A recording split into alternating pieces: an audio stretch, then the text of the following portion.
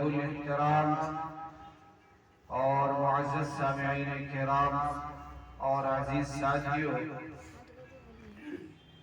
اللہ رب العزت کا احسان ہے کہ اللہ تعالیٰ نے ہمیں اور آپ کو جمعہ کے لیے یہاں جمع فرمایا اور کہنے اور سننے کی توفیق بخشی۔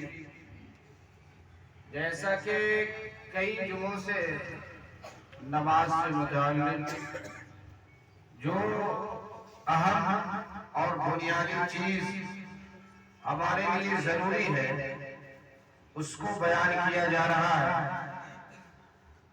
اور اس جمعہ میں بھی 2-3 باتیں انشاءاللہ بیان ہوگی، اور جس میں سب سے پہلا اور اہم یہ ہے، جیسے غسل کے بارے میں، وضو کے بارے میں بیان کی گئی، اسی طرح اب ہمارا وضو کس چیز سے ٹوٹ جاتی ہے، یہ بات بھی بہت اہم ہے اور اس سے یاد رکھنے کی چیز ہے۔ اگر یہ ہمیں معلوم نہیں ہوگا کہ ہمارا وضو باقی ہے یا ختم ہو گیا تو ہم نماز کیسے ادا کر سکتے ہیں؟ تو سب سے پہلی بات یہ ہے کہ وضو کے ٹوٹنے کے لیے 8 چیزیں ہیں۔ 8 چیزوں کی وجہ سے وضو باقی نہیں رہتا، ختم ہو جاتا۔ سب سے پہلی چیز یہ ہے کہ پیشاب یا پیخانہ کرنے کی وجہ سے ایک انسان اگر استنجا کرتا ہے یا پیخانہ کرتا ہے تو وضو ختم ہو گیا، اب اسے وضو بنانا پڑے گا۔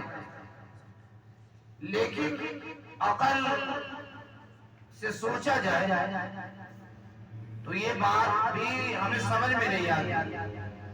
تو استنجا تو ہم نے مخصوص جگہ سے کیا، لیکن اللہ نے حکم دیا کہ ہاتھ پیر دھو۔ پیخانہ کا جگہ کہیں اور ہے اور دھونے کے لیے اللہ ہاتھ پیر کہہ رہے ہیں۔ تو یہی ہمارا ایمان ہے کہ اللہ نے جو کہہ دیا ہے وہی کرنا ہے۔ اب عقل نہ دوڑائے کہ ہم نے استنجا کیا ہے کسی اور جگہ سے، اب منہ ہم کیوں دھوئیں؟ اللہ نے کہا ہے کہ ان چیزوں سے وضو ختم ہو جاتا ہے، باقی نہیں رہتا۔ جو چیز وضو میں دھلی جاتی ہے اس کو ہمیں دھونا ہے۔ تو پہلی چیز یہی تھی کہ پیشاب یا پیخانہ کرنے کی وجہ سے وضو ختم ہو جاتا ہے، یا اسی طرح منی کے نکلنے سے غسل بھی فرض ہو جاتا ہے، یا وضی، ایک منی سے پہلے ایک پانی آتا ہے اس سے وضی کہتے ہیں، اس سے صرف اور صرف وضو واجب ہوتا ہے، اس پر غسل واجب نہیں ہوتا۔ تو یہ 2 چیزیں ہوئی۔ سب سے پہلا پیشاب پیخانہ، یا ان دونوں راستے سے کسی چیز کا نکلنا، اس کی وجہ سے وضو ختم ہو جائے گا۔ اب دوسری چیز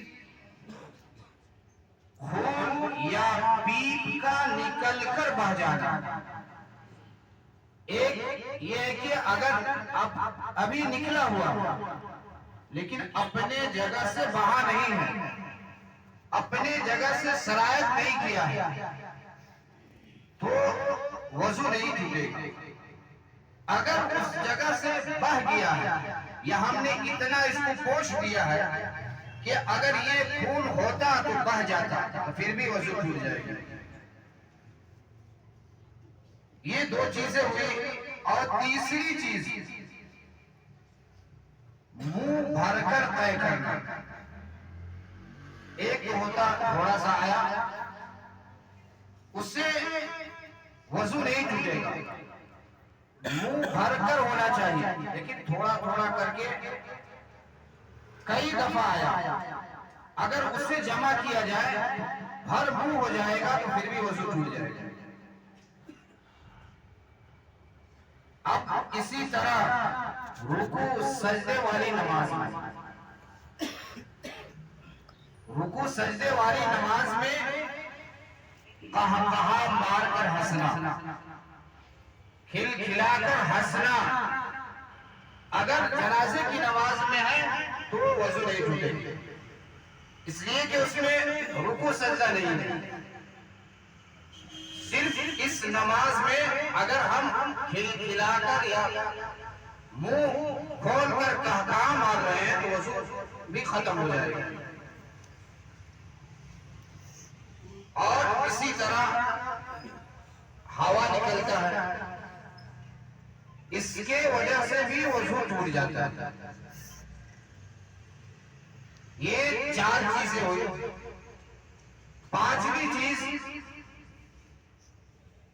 ایک ہوتا ہے آدمی سوتا ہے عام حالت میں، نیند نہیں آیا لیکن بستر پر سو گیا تو اس کی وجہ سے وضو نہیں ٹوٹے۔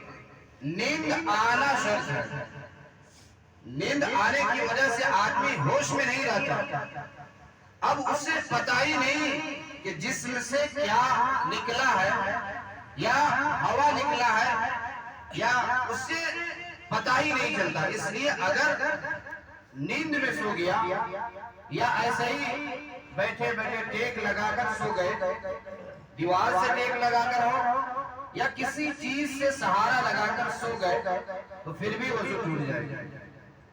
ہاں اگر ایسے ہی بیٹھے بیٹھے سو رہے ہیں تو وضو نہیں ٹوٹے گی، ہاں اگر ہم گر گئے تو پھر وضو ٹوٹ جائے گا۔ اور چھٹی چیز یہ ہے کہ بے ہوش ہو جانا، کسی وجہ سے انسان بے ہوش ہو جاتا تو بے ہوشی کی وجہ سے بھی وضو ختم ہو جاتا۔ اب ایک بے ہوشی ہوتا ہے، ایک پاگل پنی، ایک بے ہوشی سے بھی اوپر ہوتا ہے ایک دیوانہ پاگل ہو جاتا، اس کے وجہ سے بھی وضو ٹوٹ جاتی ہے۔ یہ چیزیں وضو کو توڑنے والی ہے، اگر یہ چیز پائی جاتی ہے تو ہمارا وضو ٹوٹ گیا، اگر یہ چیزیں نہیں پائی جا رہی تو پھر وضو نہیں ٹوٹے گا۔